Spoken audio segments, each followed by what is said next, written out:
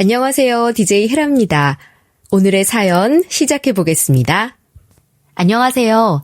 사람 일이라는 게 정말 마음먹은 대로 흘러가는 게 아니라는 걸 이번 경험을 통해 알게 됐네요. 저는 40대 중반 회사 다니면서 아이도 돌보고 있는 워킹맘입니다. 요즘 세상이 맞벌이에 아이 하나를 키우는 것마저 참 버거운 세상이죠. 거기에 세계적으로 경기도 별로 안 좋기도 하고. 그런데 말입니다. 생각보다 이런 돈 문제가 사람들의 생각처럼 육아 때문에 생기는 것보단 더 다양한 일들 덕분에 생기더군요. 특히나 더욱 기가 찬 일은 밖이 아니라 안에서 생긴다는 걸 오늘 들려드릴 제 사연으로 깨닫게 됐네요. 저희 부부는 30 초반쯤 만나서 결혼을 전제로 만나 결혼 3년 차가 되어야 아이를 보고 지금까지 어떻게든 잘 살아왔다 저는 생각을 하며 살고 있었습니다. 남편이 퍽 가정의 맹목적인 사람은 아니었지만 그래도 여느 가족들처럼 잘 지내왔다 생각을 했었어요. 아무렴 신혼 초에는 둘이서도 잘 살고 있었으니 앞으로도 잘 지낼 것이라 막연하게 생각하고 있었죠. 하지만 그런 저희에게도 아이가 태어난 이후로는 꼭 한 번씩 넘을 산이 생기게 됐으니 그건 바로 돈 문제였습니다. 앞서 말했듯이 신혼 때는 정말이지 돈 때문에 서로 싸우는 일은 거의 없었거든요. 그런데 이상하게 아이가 생기고 입이 하나 더 늘어난 뒤로는 아무리 벌어도 사는 게 그리 넉넉하진 않더라고요. 거기에 평범한 중산층 가정에서 자란 둘이 만났으니 처음부터 재산이 있을 리가 만무했고 정말 0에서부터 아니 마이너스로 시작해서 이제야 조금씩 플러스로 잔고를 돌리고 있는 와중이었어요. 휴, 이번 달에도 애 대학 적금까지 하고 부모님들 용돈까지 드리면 거의 적자 신세야. 당신 혹시 나 몰래 돈 빼돌리거나 그런 건 아니지? 분명 우리도 연차가 있고 예전보다 돈은 더 벌 텐데 왜 이렇게 빠져나가는 돈만 많아진 건지. 뭐? 내가 무슨 돈을 빼돌린다고 그러냐? 당신이 애초에 이렇게 우리 집안 형편에도 맞지 않는 여유 부리니까 항상 돈이 부족한 거 아니야. 애 학원, 그것도 비싼 것만 골라서 등록해놓고 괜히 나한테 그러는 거 아니야? 그럼 어떡해. 거기 선생님이 실력이 워낙 좋다고 소문났는데 나만 안 보내고 있어? 이 주변 사람들은 다 거기 보내더라. 그리고 요즘은 경기가 안 좋다고 하지만 정말로 당신 연봉 동결된 거 맞아? 중소기업 다니는 나도 연봉이 인상됐는데 당신이 다니는 그 큰 회사에서? 당신은 매번 그렇게 의심하더라. 그렇게 의심스러우면 당신이 우리 팀장이랑 전화해서 내 연봉 어떻게 되는지 확인이라도 하지 그래. 정말. 됐고 나 이제 피곤해서 잘 테니까 그만 좀 해. 꼭 이런 얘기를 여기까지 끌고 와서 해야 돼? 같이 잘 살자고 가계부 작성한 것 보여가며 돈 이야기를 할 때마다 남편은 신경질적으로 굴었어요. 물론 저보다 연봉도 많이 받는 중견기업에 하는 업무의 과중도 달라서 피곤함의 차이야 있겠지만 저 역시도 밖에서 회사 일에 집안에서는 아이 케어에 피곤한 건 둘 다 마찬가지인데 이렇게 언쟁이 오갈 때면 짜증이 나곤 했죠. 그래도 어쩌겠나 부부의 연도 있고 자식도 있는데 견디면서 살아야지 생각했던 게 정말 바보 같은 생각일 줄은. 지금 생각해보면 제 입장도 있는데 당당하게 굴어도 될 것을 왜 그렇게 굽신거리며 살았을까 싶은 생각이 들더라고요. 하지만 이게 저희 부부 문제의 다가 아니었습니다. 아마 여느 가정에서 다 겪는 어려움이 아닐까 하는 생각이 드는데 저희 시댁에서는 저희 부부에게 이런 압박도 넣고 있었거든요. 예미야, 너 우리랑 같이 산다는 거 그거 생각은 좀 해봤니? 왜 이렇게 답장이 느려? 설마 내 이야기가 그냥 해본 소리라고 생각한 건 아니지? 아니면 이 시애미가 하는 말이 우습냐? 어머님, 제가 어머님을 왜 우습게 본다 그러세요? 안 그래도 그이랑 이야기를 해보긴 했는데요. 저희 말고 아주버님도 계시고 한데 그이가 왜 저희한테만 그러냐고 그렇게 말을 해서. 네가 싫은 건 아니고 둘째 성격 내가 뻔히 아는데 거짓말하지 마라. 너도 알다시피 우리 집 장남이 요즘 가게 때문에 힘들다는 소리 입에 달고 살잖아. 그런데 우리가 어떻게 걔한테 부탁을 하니? 아니면 이 늙어가는 시부모 절대 모시기 싫다 그 소리야? 그게 아니라요. 아무래도 저희 애도 이제 조만간 고등학생 되고 수능도 보고 해야 하는데 집에 사람 많고 그러면 신경도 많이 쓰일 테고 이리저리 신경 쓰이는 부분들이 너무 많아서 지금 당장은 어려울 것 같아서요. 아, 됐다. 싫다는 말을 엄청 길게도 하는구나. 그리고 괜히 왜 호종이 핑계를 대? 걔가 공부를 잘하면 뭘 그리 잘한다고. 너도 큰애랑 아주 똑같구나. 내가 정말 며느리를 잘못 봐도 한참 잘못 봤지. 내가 늙어서까지 이렇게 살아야 한다니. 아이고 내 팔자야. 그렇습니다. 저희 시댁은 옛날부터 가부장적인 시대의 생각을 가진 시부모님이 계셨거든요. 아주버님과 형님도 여기에 학을 떼고 후다닥 분가한 지 오래고 저희 남편도 이런 집은 숨이 막힌다면서 시댁은 잘 가지도 않으려고 했죠. 그래도 자기 부모라고 키워준 값이라며 용돈이나 기념일 이런 것들은 잘 챙겼지만요. 천륜이라는 말이 괜히 있는 것이 아니잖아요. 아무튼 이날도 잠시 시모의 부름에 찾아갔다가 된통 한 소리 듣고 우울하던 참이었습니다. 이런 제 마음을 어찌 알았는지 형님 전화가 오더라고요. 동서, 어머님 댁에 갔었다면서? 방금 어머님이 동서가 싸가지가 없니 뭐니 하면서 아주 전화통에 불이 나는 줄 알았어. 나랑 사이도 안 좋으시면서 동서랑 딱 만난 날에는 어쩜 그렇게 뻔뻔하게 전화를 하시는지. 또 형님한테 바로 연락하셨어요? 아우 정말 대단하신 분이에요.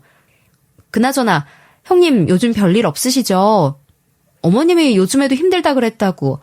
가게는 괜찮은 거예요? 우리야 뭐 자영업하니까 힘들 때는 힘들고 돈 벌 때는 돈 벌고 하는 거지. 그보다 아직 서방님이랑 제대로 결정 못 내렸어? 어머님 요구하는 거 그대로 다 들어주지 말고 딱 잘라서 거절해야 더 이상 동서 안 괴롭혀. 나 봐서 알잖아. 제 성격이 형님처럼 똑부러졌으면 정말 신경도 안 쓰고 살았죠. 그런데 형님도 제 성격 아시잖아요. 어른들한테 그렇게 쉽게 얘기 못 꺼내는 거.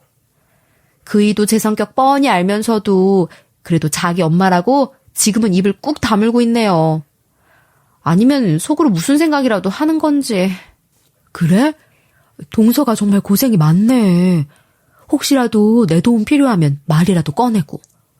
내가 힘이 될 수 있을진 모르겠지만 동서 부탁이라면 도와는 줄 테니까. 서로 경험자끼리 돕고 살면 좋잖아. 다른 집은 잘 모르겠지만 저와 형님은 시댁 분위기에 비해서는 사이가 아주 좋은 편에 속했어요. 뭐 속을 다 터놓고 이야기하는 그런 사이는 아니지만 서로 어느 정도 시댁에서 이런 피해를 본 경험도 있었고 말이죠. 사실 형님네가 분가한 것도 아주버님보다는 형님의 힘이 크긴 했습니다. 형님은 본인들 모시고 살아라는 시부모의 말에 집을 아주 뒤엎고 절대 안 된다며 장손주 얼굴도 못 보고 살기 싫으면 그만하시라고 면전에 대놓고 말하고 나갔거든요. 그래서 한동안 시댁에 살벌한 바람이 불곤 했는데 지금이야 뭐 시간이 많이 지났으니 시모도 형님한테 전화는 하는 모양이지만 그래도 시모는 아직까지 형님을 썩 좋아하진 않습니다. 그저 그렇게 원하던 장손주 얼굴 보겠다고 그 앞에서 꾹 참고 지내는 거였죠. 참, 그나저나 동서도 부모님한테 미리 얘기해놔. 요즘 자영업자 대상으로 사기치는 문자들이 그렇게 많이 오더라. 나도 까딱하다 당할 뻔했는데 나이 많으신 분들은 금세 넘어갈 것 같더라고. 그래요? 안 그래도 이번 주말에 한번 찾아뵈려고 했는데 그때 가서 말이나 한번 꺼내봐야겠어요. 걱정해 주셔서 감사해요, 형님. 이렇게 힘든 시국인데 사기꾼들이 아주 판을 친다니까. 내 주변에 이걸로 돈 1억 몇 분 사이에 날린 사람도 있다고 하더라고. 친한 가게 언니였는데 아주 죽겠다고 난리 피워서 주변 사람들이랑 말리느라 얼마나 진담을 뺐는지. 아무튼 동선에도 주의하라고 말은 해놔. 세상 일이 정말 모른다니까. 내가 당하면 그냥 뭐든 당첨인 세상이니까. 네, 알려주셔서 감사해요. 부모님께는 제가 꼭 주의하시라고 전해드릴게요. 그리고 어머님이랑 문제 말인데요. 형님 말처럼 저도 그이랑 잘 얘기해서 단판 지어볼게요. 이렇게 계속 형님한테 푸념이나 할 순 없죠. 에이, 그 부분은 신경 쓰지도 마. 난 어머님이랑 척지겠다는 생각으로 아주 뒤엎고 나온 거니까. 동서는 동서만의 방식으로 잘 해결하면 되지. 아무튼 또 걱정 있으면 연락하고. 형님의 말에 작은 위로도 받으면서 생각해보니 최근 본가 안 가본 지 오래됐구나 하는 생각이 절로 들더라고요. 이전에는 제가 따로 전화하지 않아도 주에 한 번은 연락하던 친정 부모님이었는데 요즘은 일이 많이 힘드신 건지 따로 연락이 없어서 걱정되던 찰나였죠.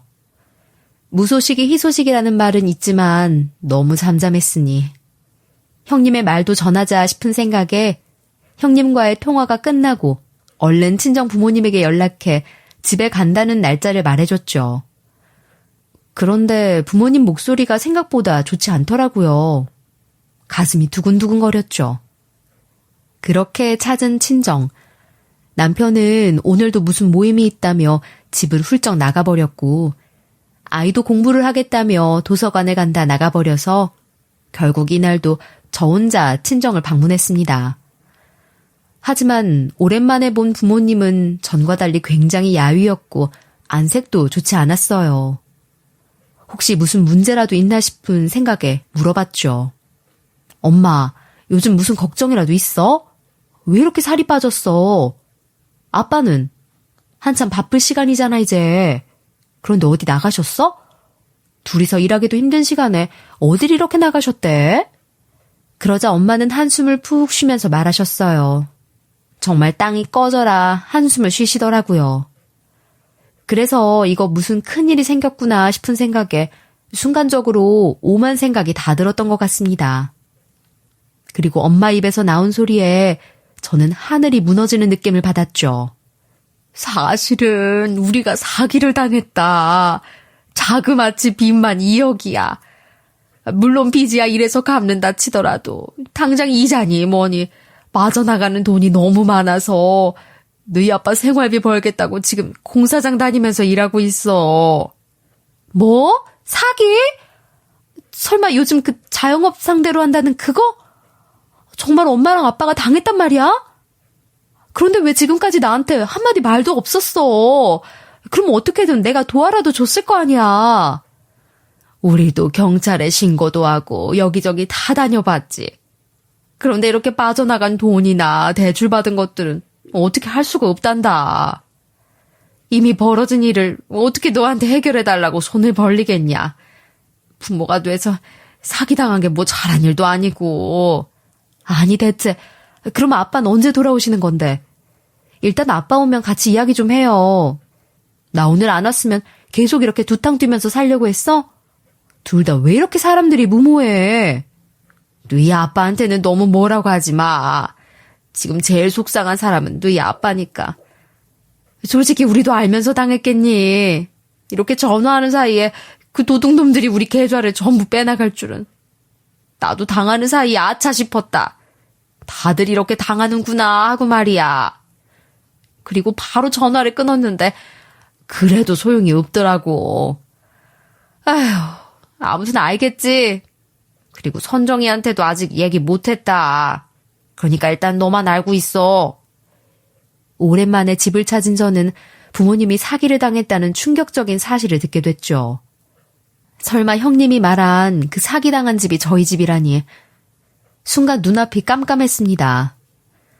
그렇게 집에 들어온 아빠와 지금까지의 사정을 이야기했고 저희도 넉넉하진 않은 상황이라 그리 많지는 않지만 한 달 생활비 정도는 드리던 용돈에 더해서 드려야겠다는 생각이 들었어요.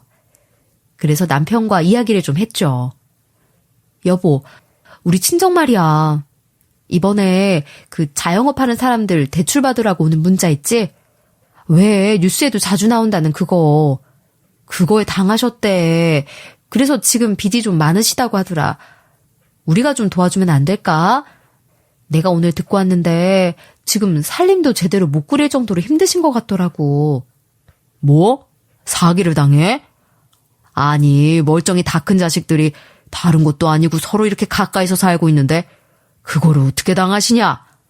그래서 빚이 구체적으로 얼마라고 하는데 우리가 도울 정도는 되고 2억 정도 된다고 하는데 일단 그거는 당신들이 알아서 정리한다고 우리한테는 걱정 말라고 말은 하셨는데 아무래도 두 분 다 이제 나이도 있으시고 무리하다가 오히려 병원비만 더 나가면 그게 더 큰일이잖아. 그래서 말이야, 우리가 좀 도와드리자. 더도 말고 우리 용돈 드리는 거에서 딱 30만 원만 더 보태서 드리자. 일단 생활이라도 제대로 좀 하실 수 있게 해. 뭐? 당신 저번에 뭐랬어? 우리 지금 빡빡하다고 하지 않았어? 그런데 30?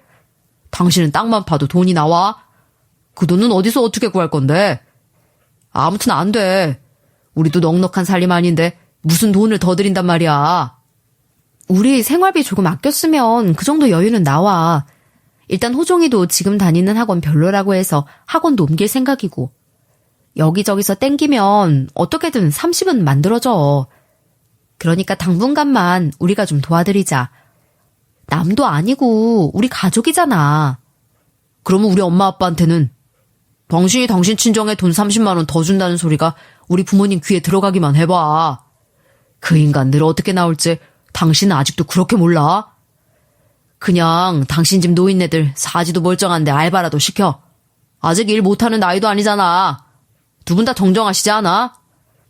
남편은 사기를 당했다는 저희 친정을 걱정하기보단 되려 건강한 몸 두고 뭐하냐며 나이 드신 부모님 알바라도 뛰어서 돈 벌라 시키라고. 이게 서로 10년을 넘도록 살아온 가족 입에서 나올 말인지 어안이 벙벙하더군요. 정말 이 말을 하는 남자가 내 편이 맞는 건지 의심이 됐습니다. 그리고 그런 남편의 태도에 저도 뚜껑이 열려 버럭 화를 내게 됐죠. 저도 모르게 속에 있던 생각들을 입 밖으로 다 꺼내게 되더군요. 당신 그걸 지금 말이라고 해? 그러다가 우리 부모님 다치시면 당신이 책임이라도 질 거야? 그리고 당신이 당신 부모님 꺼려하는 거 알긴 알아. 아는데 그러면 당신이 당신 부모님 찾아가서 우리한테 신경 좀 끄라고. 그리고 당신이 그렇게 싫다 하는 합가는 꿈도 꾸지 말라고 말이라도 하든가. 왜 자꾸 귀찮게 나불러서 이상한 소리 듣게 만드는데? 당신 정말 웃긴다. 그리고 이 상황이 지금 너희 집 우리 집 나눌 때야 지금? 아니, 지금 이 이야기 하다가 왜 또 거기로 이야기가 새는데?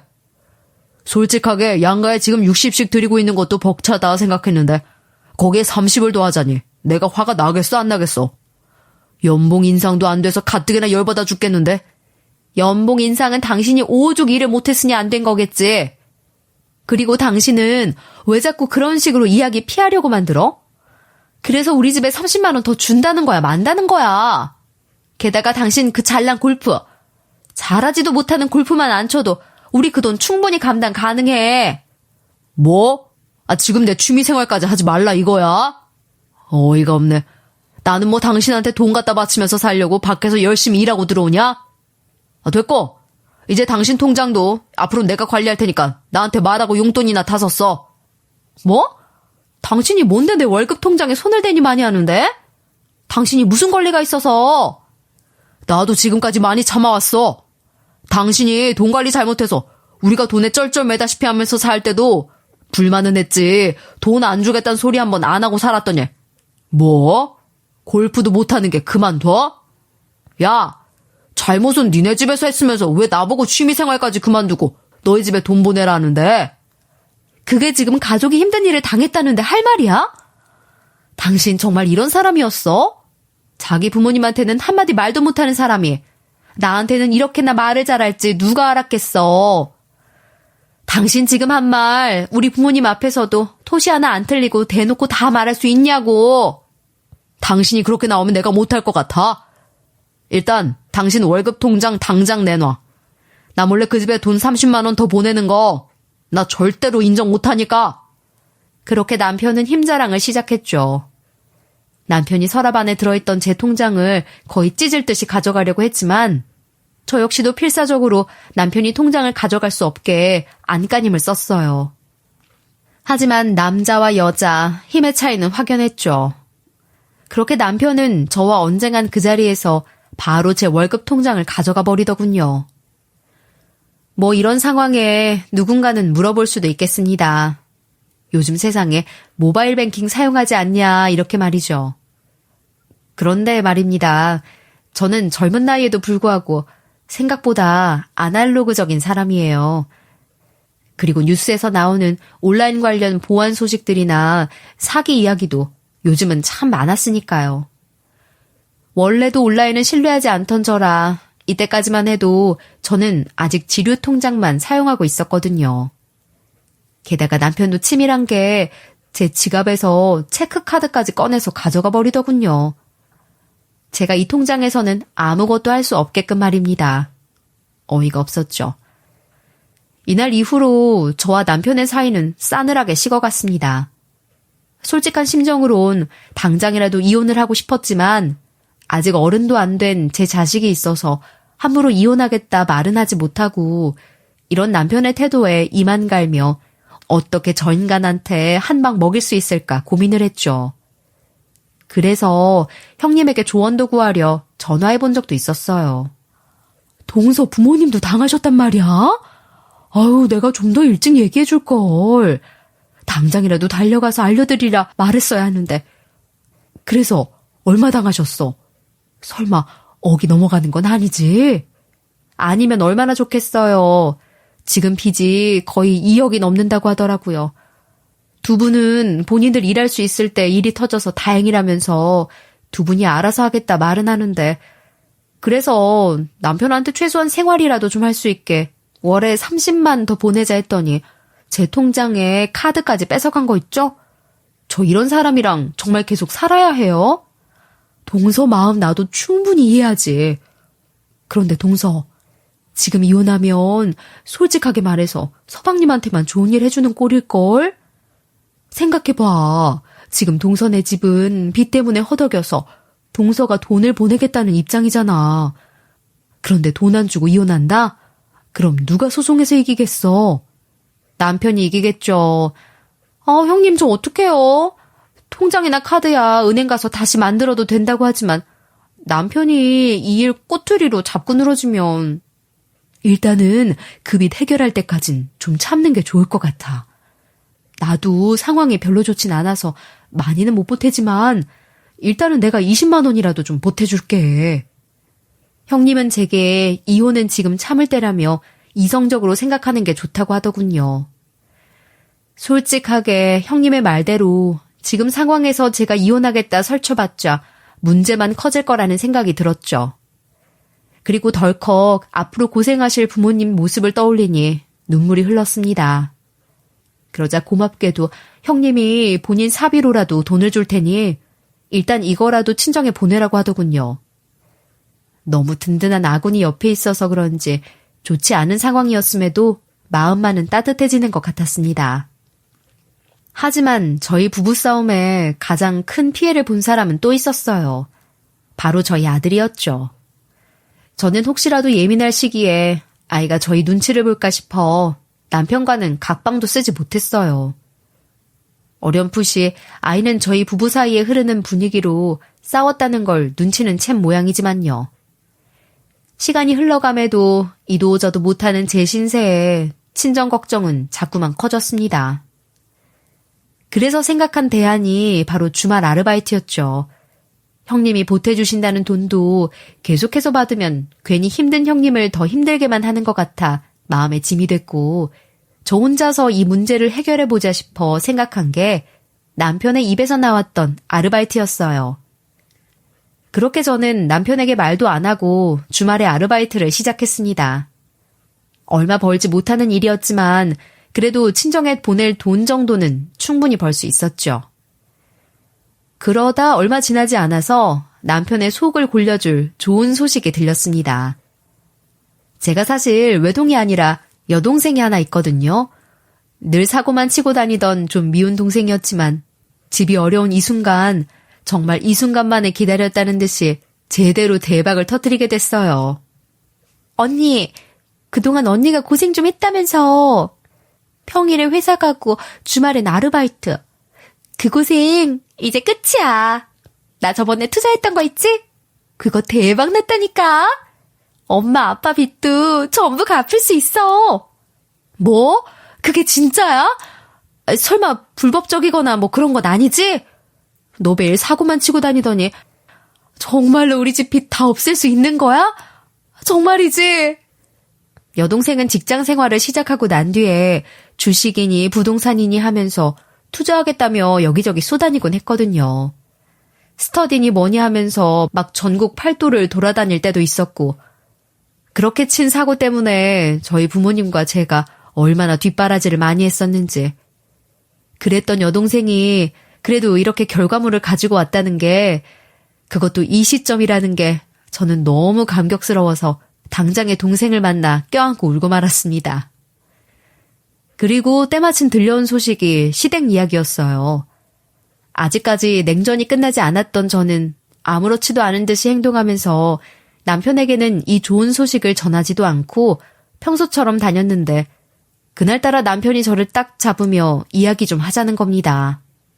당신 이럴 때 너무 미안한데 우리 이사 좀 가야 될 것 같아. 우리 형님 사는 곳 알지? 거기에 우리 가족 전부 모여 살자고 얘기 나왔거든? 그러니까 애 전화기랑 이런 것들 수속 좀 해줘. 이사? 갑자기 이렇게 뜬금없이? 그리고 왜 우리가 거기로 이사를 가야 해? 이 집은 어떡하고? 그리고 어머님 아버님 집은 어쩌고? 이 집 일단 팔아서 당장 부모님 빚부터 좀 갚아드리려고. 당신이 나랑 이렇게 지내느라 우리 집 소식 몰랐겠지만 지금 난리 났거든. 무슨 난리?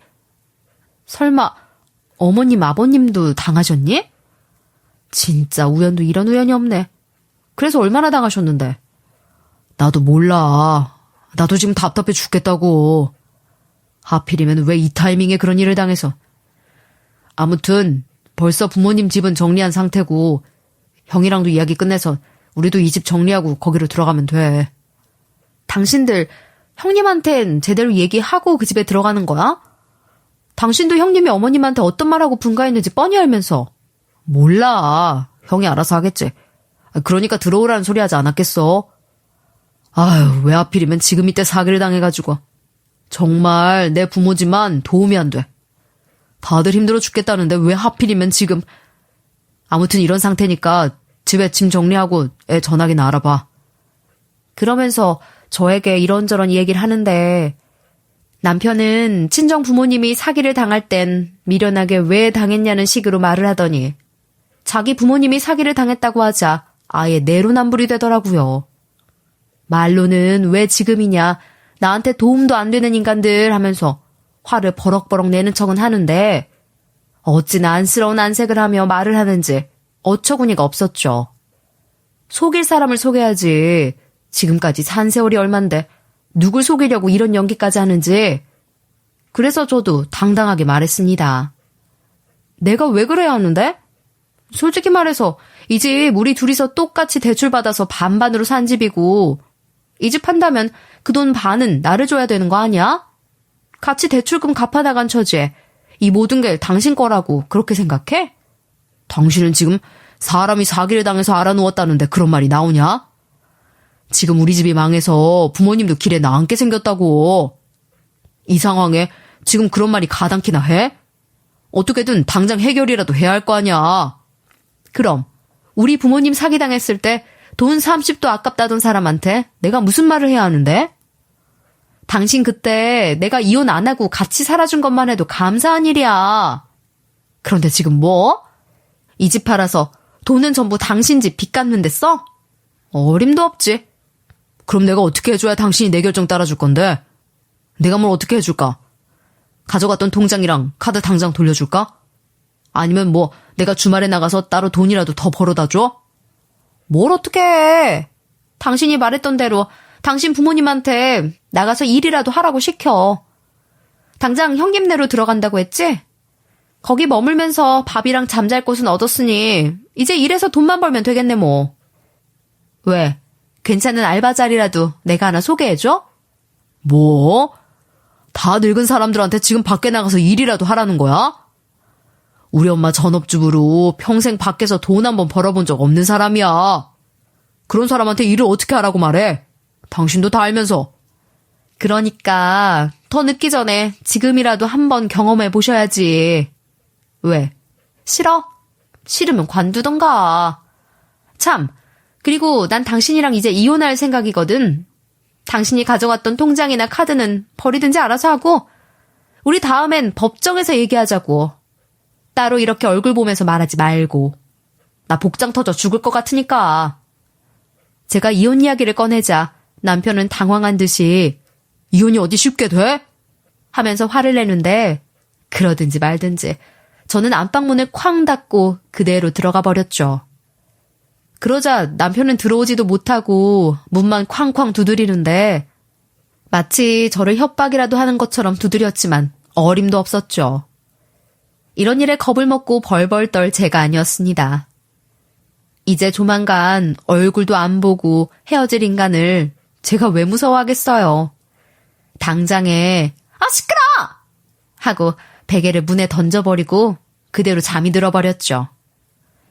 그리고 말이에요. 사실 시댁에서 일어난 얘긴 전부터 알고 있었어요. 왜 초반에 제가 형님이랑 가까이 지낸다는 이야기를 했었잖아요. 남편에게도 물어봤듯이 형님이 제게 전화가 와서 사정을 다 듣게 됐거든요.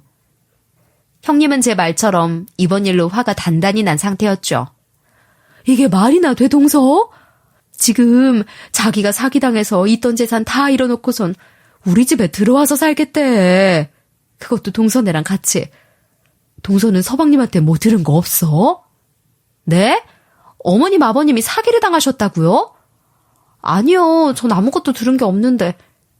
저랑 그이 지금 냉전 중이거든요. 왜 저번에 말했던 그 돈 더 드리는 것 때문에 말이에요. 정말 내가 진짜 못 살아. 어머님이 사기당했던 그거 우리한테도 들고 와서 투자하라고 하면서 그러길래 내가 분명 그거 사기 같다고 제발 투자하지 말라고 그렇게 단단히 일러뒀는데 내 경고는 무시하더니 돈을 냅다 여기 가져가시오 하고 자기 손으로 다 갖다 바쳤잖아 지금. 투자요? 아니 어머님 아버님 나이도 있으신데 노후자금은 어떻게 하고 투자를 하시겠다 하셨대요? 몰라. 둘 다 나이 들고 나서 분별력이라도 없어졌나 보지. 하여튼 나이를 어느 구석으로 먹은 거야. 아무튼 우리 집 양반도 나보고 나이 든 노인들이 한 짓이니 우리가 참고 넘기자는 거 있지? 내가 단번에 못하겠다고 하니까 괜히 자기가 버럭 화부터 내더라고. 장유유서도 모르냐면서. 지금 장유유서 따질 때야? 당장 내가 힘들어 죽겠는데. 아주버님도 참 너무하시네요. 그런데 저희 남편이나 아주버님이 어쩜 그렇게 똑같대요? 둘 다 나이 얘기하면서 남 탓은 오지게 하더니. 그래서 형님, 이번엔 어떻게 하시려고요?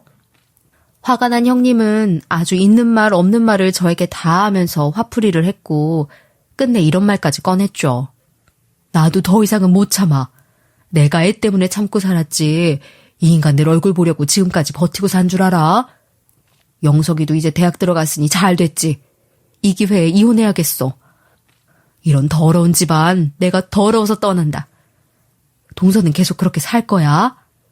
그럼 형님 같이 알아보러 다니실래요? 안 그래도 저희 집 일도 이번에 어떻게 잘 해결돼서 남편이랑 이혼하려던 참이었거든요.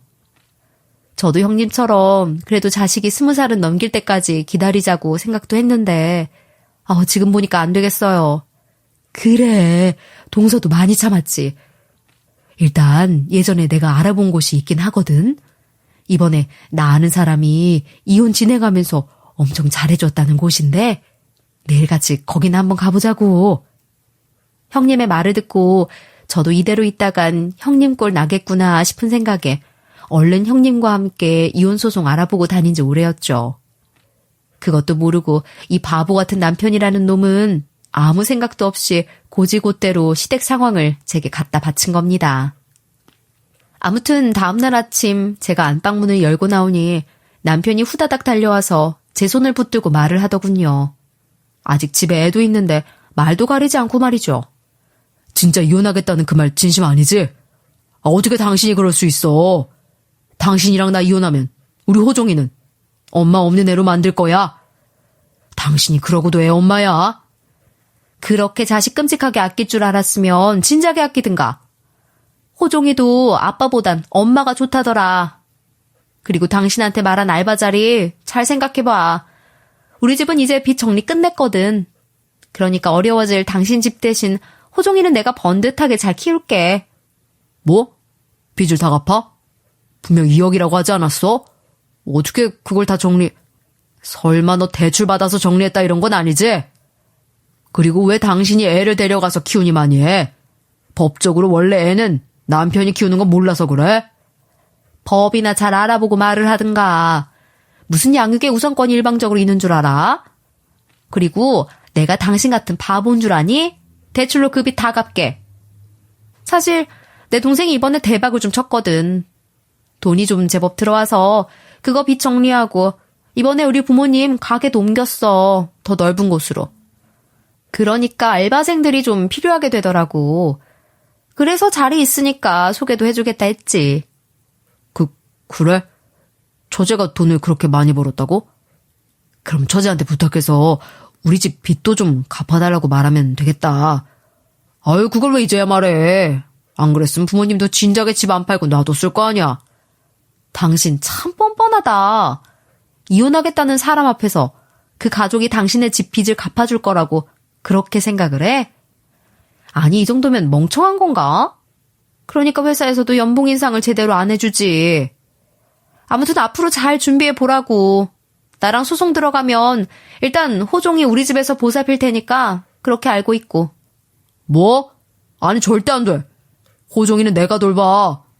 당신이 뭐라 해도 호종이는 내 아들이라고. 우리 집 장남. 누구 마음대로 데리고 간다 만다 말을 해. 남편은 제가 이렇게 말을 하는데도 오히려 자식을 무기로 삼아 계속 제 여동생한테 빚 좀 갚아달라고 말을 해달라 부탁하는 거예요.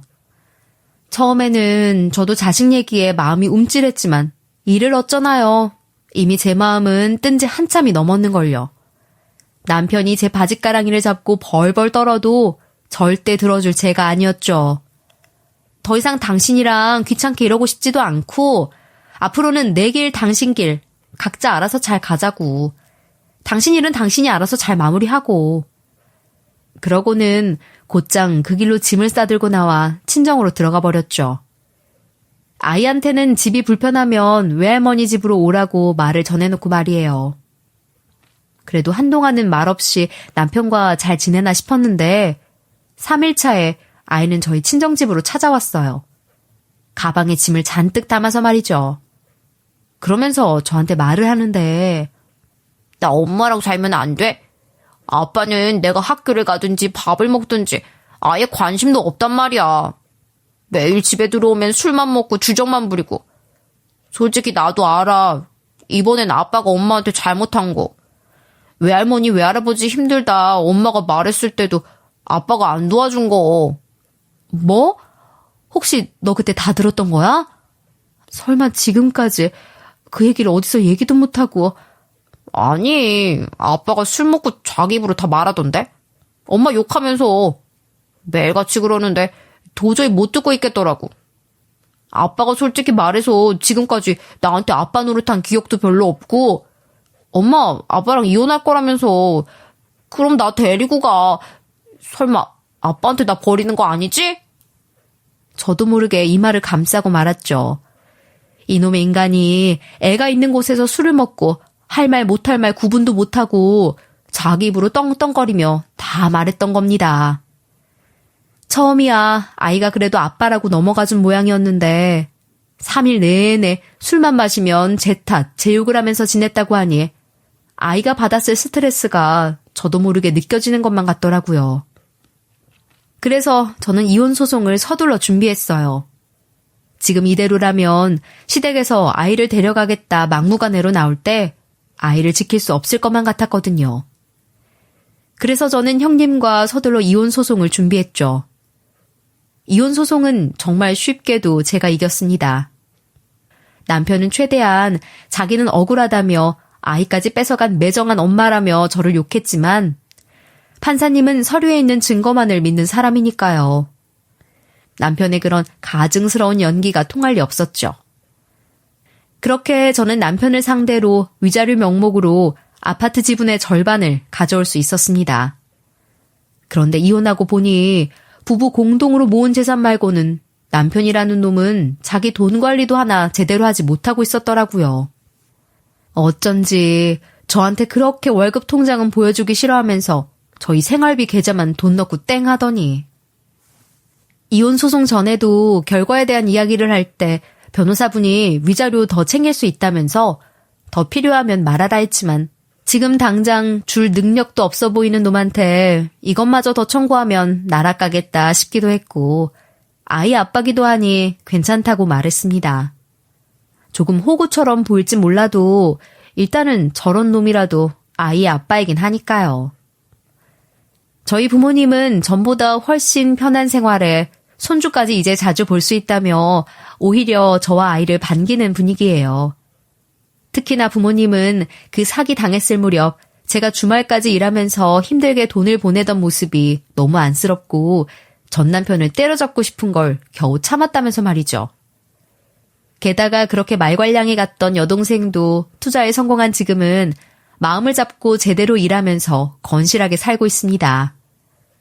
저희 집은 제 이혼과 함께 모든 문제가 싹 풀리듯이 잘 흘러가기 시작했죠. 하지만 저와 이혼한 뒤 시댁은 그렇지 않았던 모양이더라고요. 형님도 이혼을 준비했다고 했잖아요. 형님이 그간 쌓아둔 것이 많았는지 이혼하면서 위자료를 왕창 뜯어내서 아주버님을 아주 거덜어내고 나왔다고 하더라고요. 내가 그 인간하고 살면서 얼마나 많이 참은 줄 알아? 그놈의 어머님, 아버님, 그 소리 한 번 할 때마다 구역질이 나는 줄 알았다고. 정말 내가 당장에 애만 아니었으면 그 집안 뛰어나오고도 남았어. 지금까지 참아준 것만 해도 감사해야지. 위자료 이 정도에 봐줬으면 감사합니다 하고 나한테 절은 못할 망정. 그리고 나중에 알게 된 사실인데 형님이 살던 아파트도 형님 앞으로 대출을 받았던 터라 지분이 형님한테 훨씬 많았다고 하더라고요. 아주버님이란 사람은 겉만 번지르르 말만 하고 다니고 사실은 형님이 거의 그 빚을 다 갚았다시피 일을 하셨대요. 아무튼 그래서 지금 시댁은 정말 남편의 말대로 당장 길바닥에 나앉기 직전이라고 하더라고요. 동서는 사람이 그렇게 착해서 어디 써먹으려고 그래. 나처럼 위자료 왕창 뜯어내고 나왔어야지. 지금까지 참고 산 세월이 얼만데 아깝지도 않아? 그래도 전 아직 애가 미성년자니까요. 솔직히 조금 있으면 고등학생 되지만 그래도 이젠 다 자랐나 싶은 생각보단 부모님 손이 필요할 때잖아요. 그리고 혹시 모르죠. 친구들이 이혼 가정이니 뭐니 하면서 애 상처 줄 말도 할 수 있고요. 너희 아빠 거지라고 하면 할 말도 없잖아요. 하긴 요즘 애들이 참 무섭지. 동서만 만족했다면 다행이긴 한데 난 아무래도 동서가 좀 봐줬단 생각이 들어서 영 찝찝하네. 나처럼 아예 혼쭐은 해주고 나왔어야지. 저 대신 형님이 아주 혼쭐을 내주셨잖아요. 저는 형님 덕분에 그래도 개운해요. 뭐 저도 챙길 건 다 챙기고 나온 거고요. 그 인간 얼굴 보면 아시잖아요. 어디서 돈이 나오겠어요. 형님은 그건 맞지 하면서 통쾌하게 웃으시는데 그 웃음에 제 속도 아주 시원하더라고요. 그러다가 하루는 시모가 전화와서 저에게 제발 좀 도와달라 그런 얘기도 했는데 저는 네, 이제부턴 알아서 하세요. 저 이제 그 집 며느리 아니거든요. 하고 전화를 뚝 끊었습니다. 사람 사는 일이 매일같이 적어내려가는 가계부처럼 딱딱 정리되면 좋겠지만 이번 일을 겪고 나니 꼭 그렇게 살 수만은 없겠다 싶더라고요. 제 나이 아직 40대 중반 젊은 나이지만 이혼하고 아이도 있는 마당에 힘들게 살지는 않을까 걱정하시는 분들도 계시겠지만 지금 저와 아이는 전 남편과 살던 때보다 훨씬 자유롭고 행복한 삶을 살고 있는 중입니다. 물론 그 집과 이별한 형님도 마찬가지고요. 듣자 하니 새로 낸 가게가 또 입소문이 나서 잘 되고 있다는 소식도 들었고요. 그래도 이런 일이 있었지만 얻은 것도 분명 있습니다. 바로 형님과 같은 인맥을 어찌됐든 그 집에 살면서 얻었으니까요. 저는 지금 형님과 아주 친언니 사이처럼 친하게 지내고 있는 중입니다. 항상 맞이로 살았던 시간과 반대로 형님과 만나는 날이면 제가 매번 제 여동생처럼 보살핌 받는 느낌이 들어서 뭔가 기분이 묘하더라고요. 그리고 말이죠. 시댁 인간들이 아주 자기만 아는 족속들이었지만 그래도 그 집 아들들이 아내 보는 눈은 오지게 좋았던 거 지금까지 이야기 들으신 여러분이라면 다들 인정하시죠? 여기까지 제 이야기를 들어주신 여러분께 감사하고요. 혹시 저처럼 참고만 사는 분들 계시다면 꼭 그렇게 살지 말고 하고 싶은 말 다 하는 인생을 살라 그런 말을 전해드리고 싶네요. 괜히 속에 쌓아두면서 살면 본인만 힘든 인생이 되어버리니까 말이에요.